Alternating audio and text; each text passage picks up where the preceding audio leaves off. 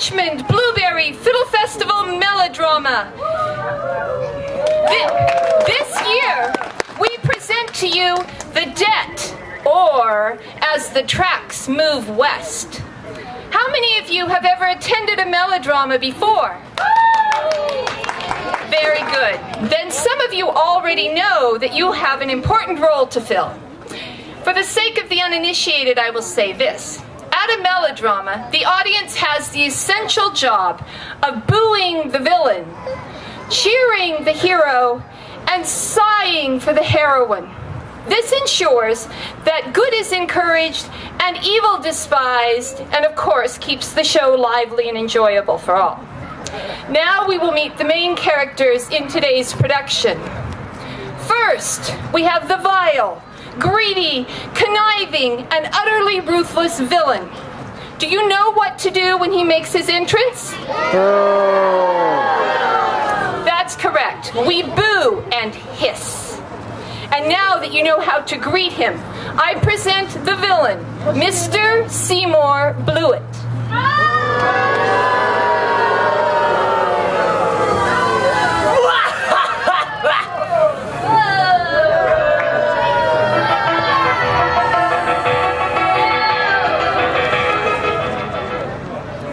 That was very well done. We have with us today a young lady who is as innocent as she is beautiful. She is the perfect image of feminine charm. She is good and sweet, and our response to her is a most sentimental one. We place a hand over the heart and sigh like this. Ah. And now, a great big sigh for our leading lady, Miss Daisy Bloomingfield.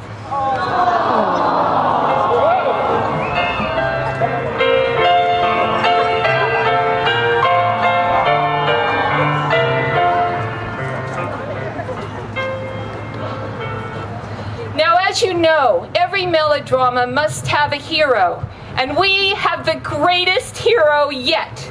He is handsome, stalwart and courageous, valiant and noble.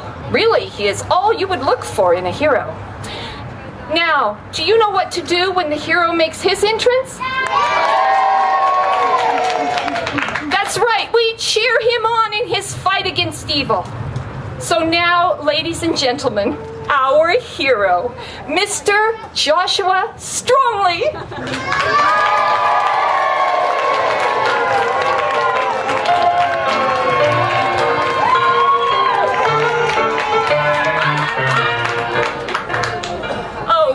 Nice. This is going to be wonderful. You'll get to meet the rest of the characters as the story unfolds. So now, let the show begin. The Debt, or As the Tracks Move West.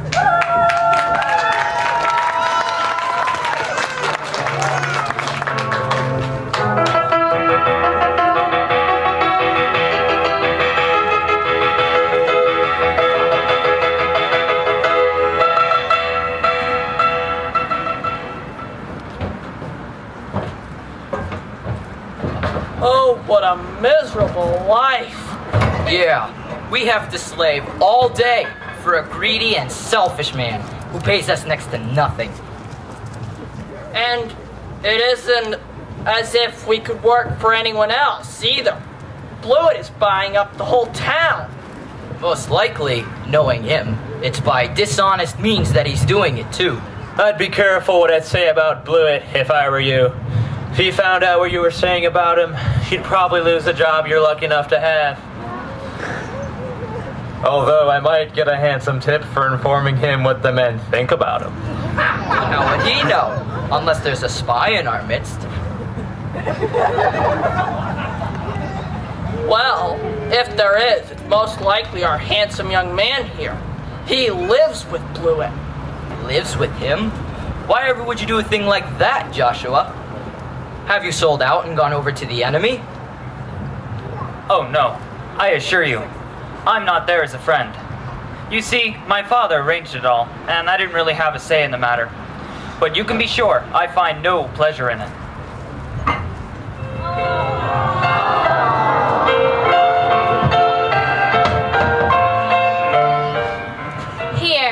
Have a nice cold drink. You always look so hot and tired at the end of the day.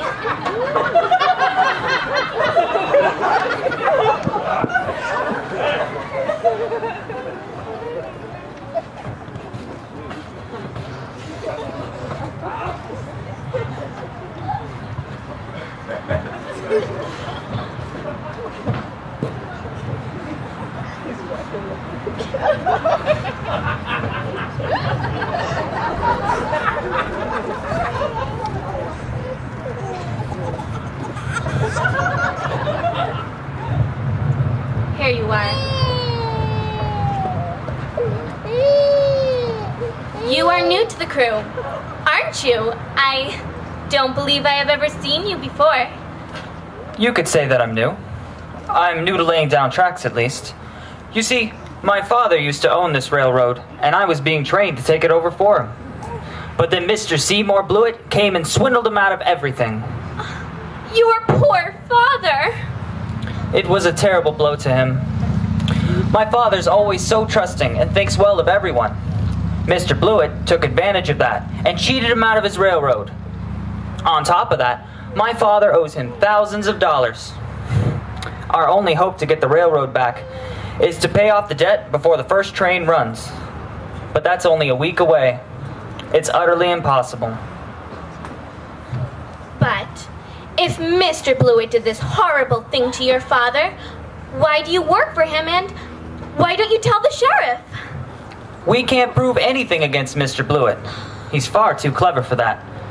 Besides, I'm afraid my father thinks it's just an unfortunate fallout. I'm working for Mr. Blewett because my father is unable to work. He lost his legs in a train accident.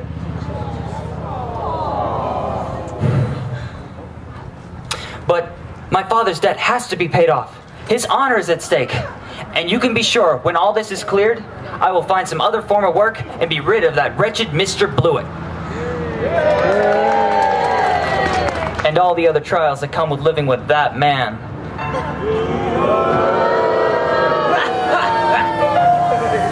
Oh, there you are, Strongly. I was just taking my wife and daughter over the hill to see how far the tracks have stretched. Good thing you and the crew are making such fine progress. The first train runs in only 1 week. Ha ha ha! Soon, my power will stretch from sea to shining sea.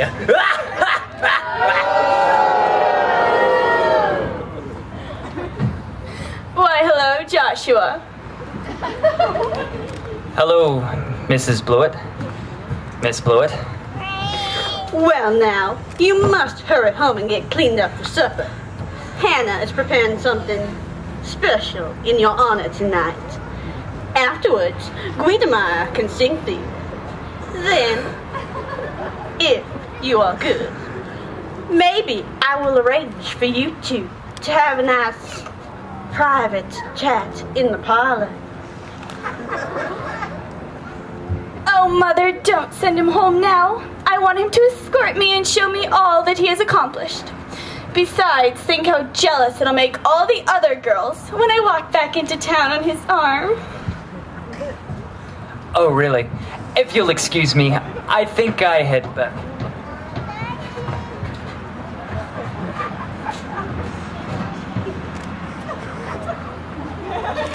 Nonsense. Don't be shy. Guidemeyer is right. Much better if you come along with us. Let us see how far the tracks have been built.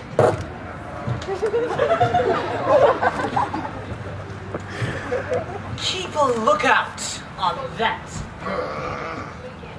Keep a lookout on that girl. I don't like the look of her and Strongly talking together. She's too pretty. I can't afford to have her wreck all my beautiful plans by getting Strongly to fall for her instead of my own Guidemeyer. Why, of course, whatever you say. It would be a delight to keep an eye on her.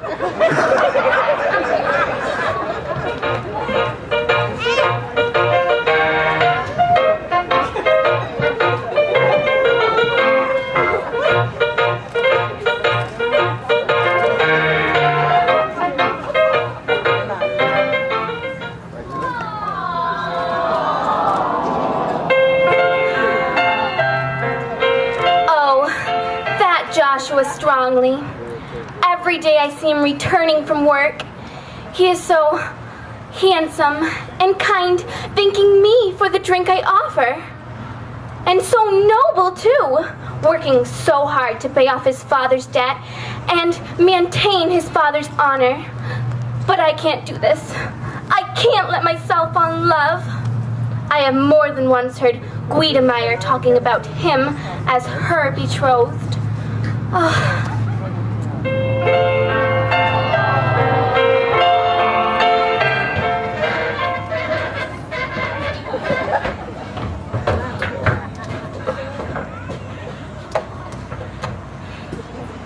There she is, always so beautiful, graceful, charming, and sweet.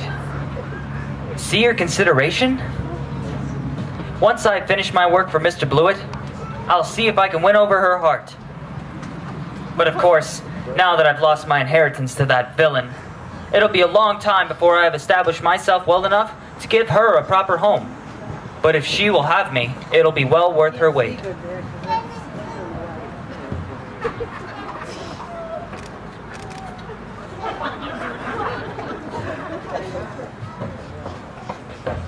Here you are. Thank you. Your sweetness and beauty will make this drink all the more refreshing. Oh, but I am sure my sweetness is nothing compared to that of your betrothed. Betrothed? But I don't have a betrothed. Oh, but Guidemeyer?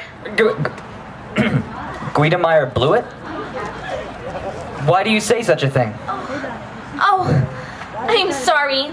I have heard her speak in that manner, and I have seen you with her. I assumed. Oh, please forgive me. Think no more of it. There is nothing to forgive.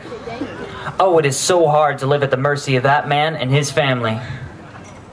No, I will never marry Guidemeyer, not even to regain my inheritance as my father hopes. I'm sure she has many worthy qualities. It's just, I'm not in love with her.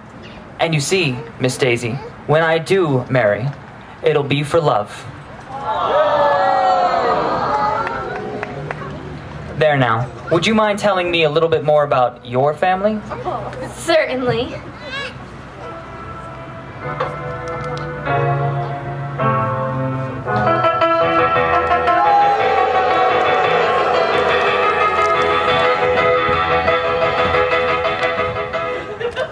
Look at those two. It does not bode well for me that Strongly is being taken in by her charms. Well, you have to admit she is charming. I don't care whether she's charming or not. All I know is I want her out of the picture.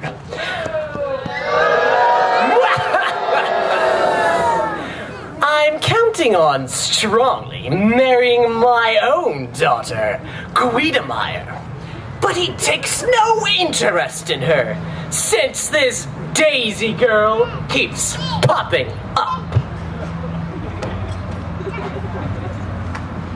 Well, Guidemeyer will just have to marry someone else.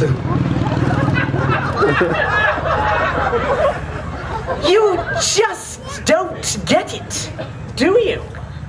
You see, I want Strongly to marry Guidemeyer. Once he's in the family, I can use his honest face and good reputation to convince people to go along with my schemes.